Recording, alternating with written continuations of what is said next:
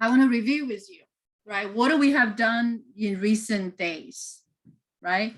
Sine, cosine, tangent, tangent function, just these three. Okay, I made this PowerPoint. So it's not perfect. It's not perfect, but it reflects. Okay, so let me share that screen with you. Okay, are you ready? Okay, the first one, right? The unit circle, right? This is about the making of the sine curve, right? The arc length and the blue number. The arc length is in orange and the blue number, right? So that's how it's been made, okay? The next picture, the arc length, right? I specify the arc length here and the red number. You guys see that? The arc length and the red number. The arc length and red number. The arc length is the orange. Tangent, okay? Tangent is also the arc length, okay, which I choose pi over 3, and the ratio of blue over red. So hopefully these are illustrative. So all three in one picture, right? The red, the blue, and the purple. And they're all related to arc length. And should I send this to you? Yes. I might have posted but I'm gonna make sure you get it. Okay, make sure you get it. Okay, so this is the other thing I made, over the semesters, and I've been sharing these with my classes, and hopefully this will give you a visual, okay, a nice visual. Okay, all right, without further ado, let's go back to our lectures. Okay, our lectures. So are there any questions from you?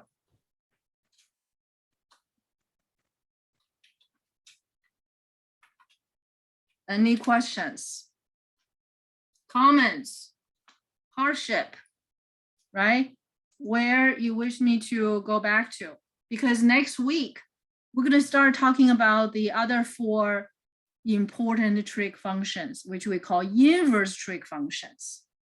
So today, I'm going to give you an introduction. If you don't have any questions, I have a quick question. Go ahead. So once we're done with today's class, we're supposed to do the secant of A and cosecant of A for the domain range X and minus f and the graph as well. Yeah, if you can. Okay. I would highly encourage you guys to do that, because it will only just reinforce it.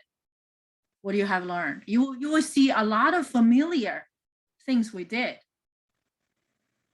Another quick question is, on Monday, are you going to go over the 2 graphs? Most likely not. Okay. We don't have time. We really don't have time. But if you have such a need, just come to my office and I will do it with you, with anyone. Okay, and I will have a recording available to everyone. Okay. Okay. Any other questions? I'm glad that you're interested in doing that, right? Farouz has any comments? Professor, I just remember to mention today I will be in Math Study Center 3 to 6 p.m. If anybody interested to know more. Beside your office hours, they can reach me at Math Study Center. Wonderful, thank you. You're welcome. Okay, I will find the other one that I made for special, for that special unit circle for you. And I don't know where I put it, but I will find it. Okay, I'll find it. I certainly don't want to remake it. I spend a lot of time doing it. Okay.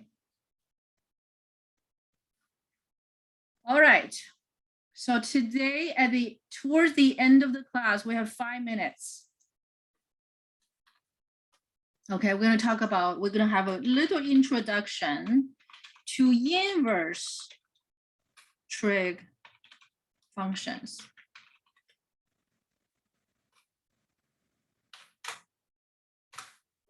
To inverse trig functions. Okay. Inverse trig functions. Do you think sine is 1-to-1? Is sine 1-to-1?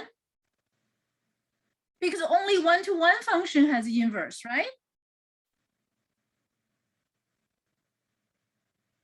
If you recall all the 4 curves we have dealt with, sine, cosine, tangent, cotangent, is any one of them 1-to-1?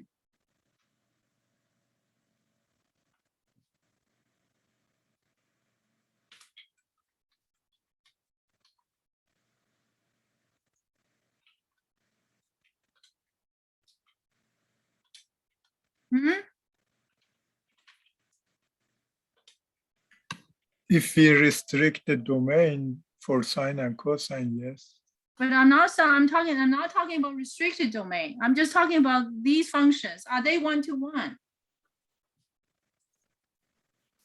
Tangent and cotangent. Tangent, cotangent is 1-to-1? Sine and cosine are not 1-to-1. Absolutely right. Not only sine, cosine are not 1-to-1, tangent is not 1-to-1, cotangent is not 1-to-1, cosecant is not 1-to-1, secant is not 1-to-1. None of them is 1-to-1. Why do we talk about inverse function of them? And Farouz just mentioned restricted domain. So basically, we have to create new functions, okay, with different domain. That's a new function. Okay, new rule. So we basically are going to create new functions that are 1-to-1 so that we can find the inverse, right? But the 6 trig functions as we know of, none of them is 1-to-1. They don't have inverse function, nothing, they don't exist. Therefore, we have to create a new function, okay? You need to understand this concept. We have to create a new function based on the old one. But when you talk about these functions as they are the function we meant, okay? We just talk about in the past weeks, okay? 2 weeks, right? They don't have inverse. So we have to create a new function. And these new functions are 1-to-1, and then we can talk about their inverse. Now the question is, how do we create them? Okay, Farouz has mentioned it. We have to do something about the domain. Okay, so for those of you who had to study this in trigonometry, you can go ahead and review. And I have some materials online. I really want to mention this aspect so you guys could have a head start. Of course, I'm going to lecture on this. So what I like to show you, okay, where's my, right here. Okay, so there's wealth of information. I have already put there, right? So yesterday I was telling you guys about deriving the trig formula. I may or may not be able to do in class, okay, because they're not a particular very popular topics. And but I already have these covered, sine, arc sine, so on and so forth. I already have these. So if you had a trigonometry, you can be in the position to review them, Okay, so the materials are there. And of course, I will be talking about it. And but for you to have a head start, you can start study them. And today I'll give you homework, and you should also expect another quiz this week. Okay, expect another quiz this week. So that other quiz will either be available today or tomorrow. So I'm going to have to design that quiz to reflect the lecture, Okay, I always make adjustment to quizzes. I either create new or make changes to the existing quiz. But anyway, so I want you guys to get started if you can on the inverse functions for trig functions. So that's all for today. I will see you guys on Monday. Have a great weekend. But if you have any questions, so please don't hesitate to reach out to me anytime. Thank you, Professor. Thank you, everyone. Wait, I have one quick question. Of course. So when you said like the inverse of trig functions, you said like we can find it on the past notes. Where would it be exactly?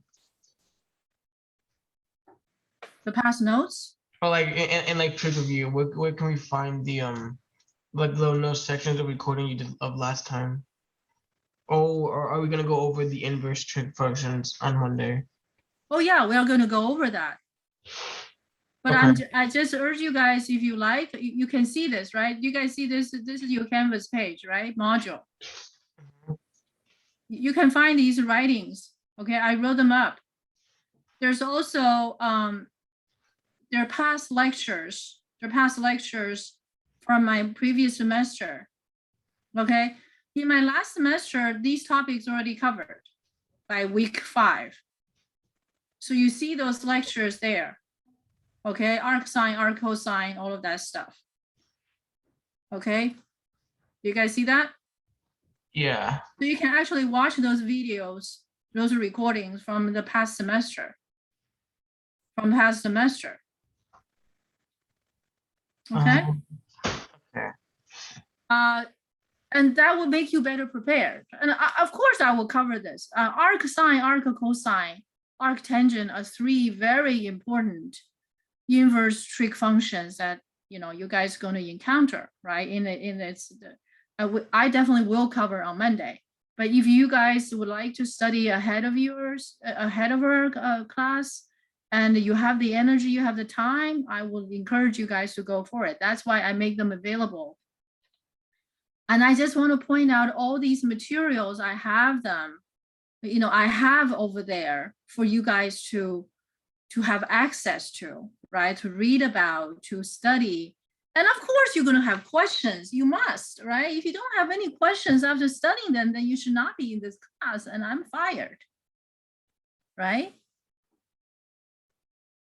But I just want you guys to take that active role in your own learning, because we know it's impossible that we finish everything that's spelled out in the notes.